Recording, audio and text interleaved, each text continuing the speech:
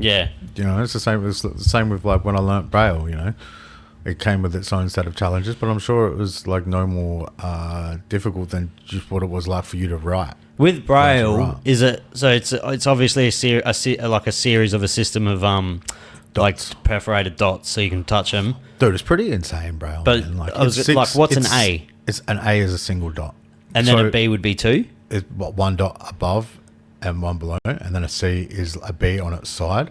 But this is the thing, right? You got to think. This is an entire, Different language. but it's made of 6 dots. What's a Z?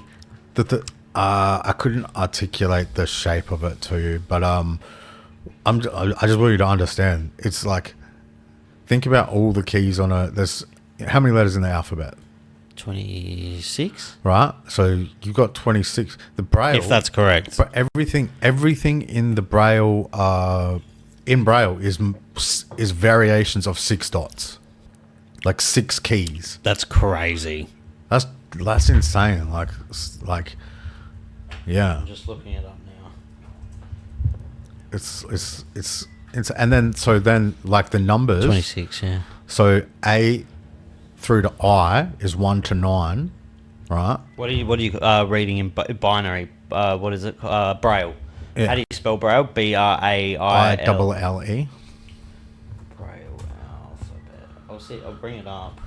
Just so But I yeah, can the see. numbers is like so A through I is 1 to 9, and then J is 0, and then but there's just a different like symbol that you preference the letter with to make you understand that it's a number. That's a spin out. I'm looking at it And then now. there's like, so it's really common words like and, of, with, the. Instead of writing the whole thing every time, they just have one symbol. So and is one symbol, of is one symbol. Like an O. No, it'd be its own Its thing. own thing. Yeah, the is its own symbol. So I think it's contractions. So just really common everyday connecting words have their own symbols. So say you wanted to write something to another blind person, or to someone who can read Braille. Do you have like a specialized pen that kind of leaves a marking? No, there's Braille machines. So there's Perkins Braille, which is like it looks like a typewriter, and you put the paper in, and then you use the keys to write it. Or there's other ones. There's probably been heaps of advancements. I haven't personally used Braille probably in like 20 years. I was going to say, are you still like fluent? It's updated. There's been like You just have like emojis and shit now. Like there's been some developments since Yeah. I've used it past. The only time I've used it in my adulthood has been like when I've dropped an album and I've done signed copies, and I'll just like go and braille up manners and then stick it onto the CD. Yeah. But yeah, it's definitely evolved. So I couldn't like say with 100% confidence that if someone gave me a Braille book with whatever the modern version of Braille is, that I would understand and read it fully, because I'm sort of confined to the limitations that I have of when I was educated in it. Well, Siri and like phones would have been a game changer. And screen reading technology. So you Game like changer. using a laptop. I was using a laptop since I was like 10, 11. Do you know what I mean? And using JAWS, which reads everything out, and that. It was funny. I was watching a thing and they were explaining how like different the English language is now because of text message. Yep.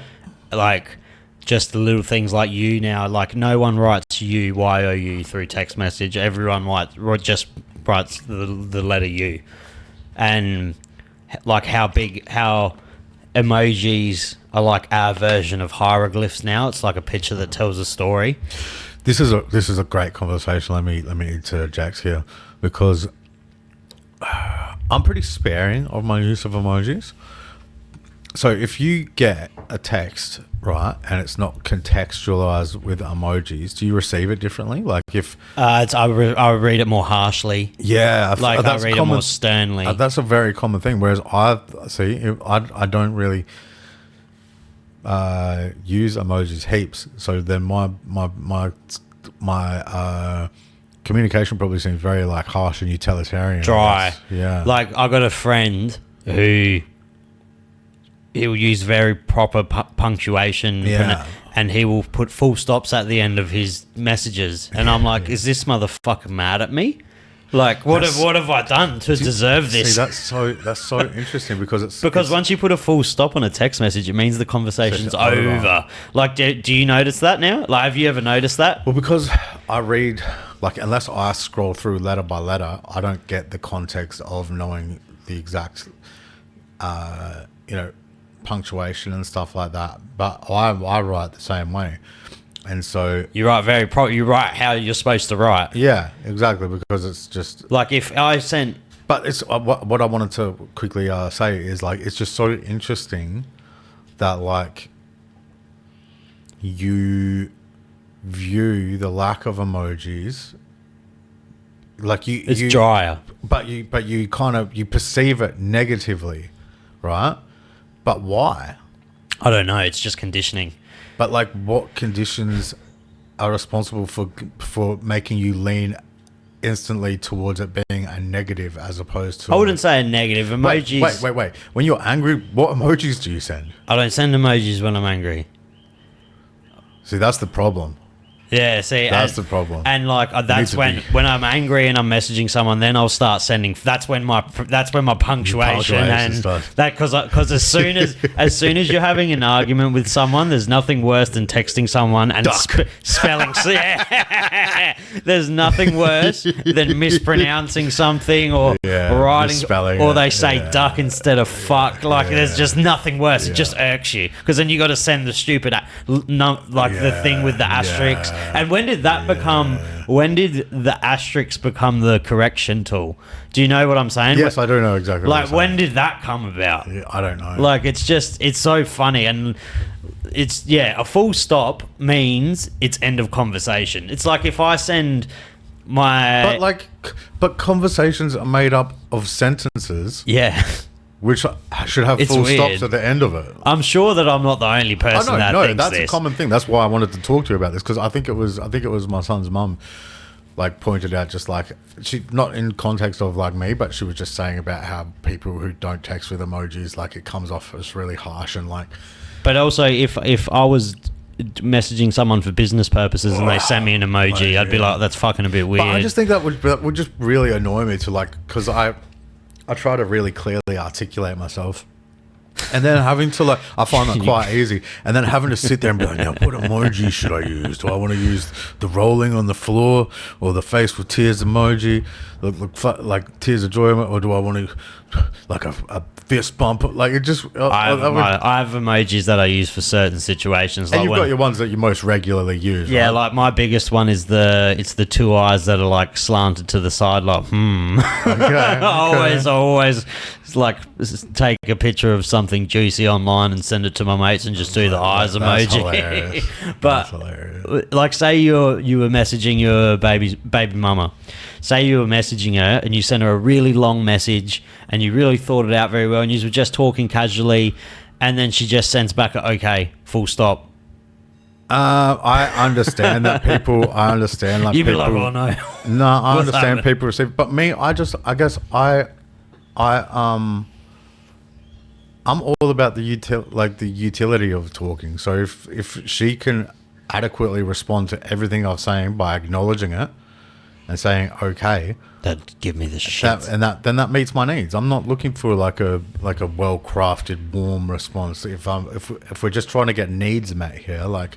Why? Like I know, like my mum will do that, or she'll send a thumbs up or something like that. And I know people, but like I know her. My dad does that. I think you got to contextualize things and know people's intentions. I know that they're not trying to a thumbs up. I know they're not trying to be cold. They don't know how that's received by a younger demographic. So I receive it as they intend it for me. Do you know what I mean? But when I send people text messages, it's like a masterpiece. I'd even cover them in invisible ink now. You can send all different types of messages. But also, I voice message more often than not.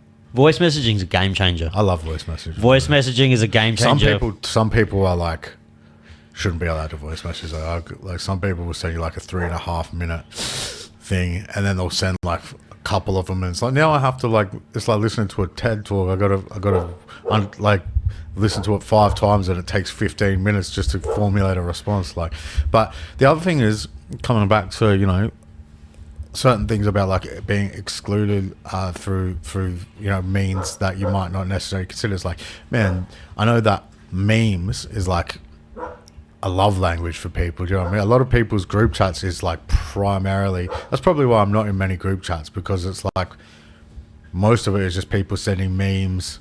Yeah. Do you know what I mean? I just don't. It's not accessible for me, so it's just like I have 2 group chats, and it's basically with the same people, but they're for different purposes. Like one is strictly for hate, and one is like just the boys being boys, sending funny stuff throughout the day to each other, like funny Snapchats. One's a Snapchat group chat. Yep. I think there's like 15 of us in there. Awesome. But we're all very similar, and we're all very similar in our humor and stuff, and it's very funny. Yeah. But like, you got to be careful with these group chats; they can get wild. Yeah. Yeah. I don't. That's the other thing, is I don't like being in group chats, because just your phone's just blowing up for mad long, and it's like, and if you miss too much of it, now you got to scroll back for mad. Like, I was getting roasted on the group chat for like an hour and a half, and I was at work and couldn't even defend myself. I had to come I had to come back to my phone and sift through just pages of slander. Just real high level, highly technical slander. Just roasted. Couldn't come back from it. I actually was happy that I missed out on it. Yeah. But it's funny watching, like, there's actually like a style to which people text now. Yeah. Like there's different styles of how people text. Like I am not the kind of person to send one long paragraph. Yeah. I will send a message and end that, and then I will send another one. You're a multi-messenger. Yeah, but I use it bro. for emphasis on things and I don't timing. like it. I use it for comedic timing because it's funnier when I see it in that regard. Yeah, I can understand. I use it for comedic timing. Yeah. It's very like it's how I write messages. Yeah. But I can see how if you're not used to it, it would be so annoying because I don't write one long message. I just hate it. I hate like when you get a message and you start responding, and then there's 10 by the more. time you look up, there's like 5 more. You're like, but bro, I just. See, I actually prefer. I do prefer voice messaging. Yeah, voice messaging is the way to go. Because you can capture the person's actual voice. It's hard. And you know what? That it bridges the gap. It gives you the context and the emphasis how it's being said that you're missing from my lack of use of emojis, because you can hear the tone of my voice. Do you know what I mean? You can hear inflections. You can pick up on. You can even hear when a person's smiling when they're speaking. Do you know what I mean? Like, and so it gives it's that makes sense as to why I favor that, and also it's way easier than just. For me, it takes a bit longer to write a message, a text. So yeah. Have you seen the new iPhones? I believe you can just create your own. Fucking, I've had a crumb on my beard for hopefully not the whole podcast.